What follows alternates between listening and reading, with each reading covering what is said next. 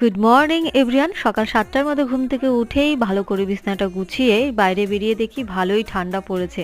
আমি একটু সকাল সকাল লেগে পড়েছিলাম আয়ুর্বেদিক জিনিস বানানোর জন্য। কাঁচা হলুদ গরম জলের মধ্যে দিয়ে তার সাথে একটুখানি কেশর দিয়েছিলাম। এইটা খেলে নাকি তোমার সকালবেলার একটুখানি হাঁচিটা কমে। আমার সকাল বিকাল প্রচণ্ড হাঁচি হচ্ছে, সেজন্য আমি এটা খেয়ে নিয়েছিলাম। তারপর রান্নাবান্নাটা শুরু করেছিলাম। সকালের খাবারটা আমি বানিয়েছিলাম, রান্নাবান্নাটা আমি করেছিলাম। তারপর দুপুরের রান্নাবান্নাটা মা করেছিল। এই মাছ আমি রান্না করতে পারবো না বলে মাই করেছিল। আমার বাড়িতে এসেছিল ঘন্টি, তাই ওকে একটুখানি আদর আপ্যায়ন করছিলাম। ও মালিককে গিয়ে বলবে বেশ ভালোই লোকগুলো। তারপর দুপুরবেলার দিকে একটুখানি পেঁয়াজের রস দিয়ে সারা দুপুর এগুলোর সঙ্গে আমি একটুখানি খেলা করছিলাম। ও হচ্ছে আমার বাড়ির নতুন সদস্য। কেমন হয়েছে বলো তো? বেশ ভালোই। কিন্তু কিন্তু এই দেখো পিছনে একটা হিংসুটি দাঁড়িয়ে আছে, কেন আমি ওকে আদর করছি। তারপর দুপুরবেলা কয়েকটা গাছ লাগিয়েছিলাম, সেগুলোকে একটুখানি যত্ন করার চেষ্টা করছিলাম। আজকের জন্য এখানেই টাটা, আবার দেখাবে পরবর্তী ব্লগে।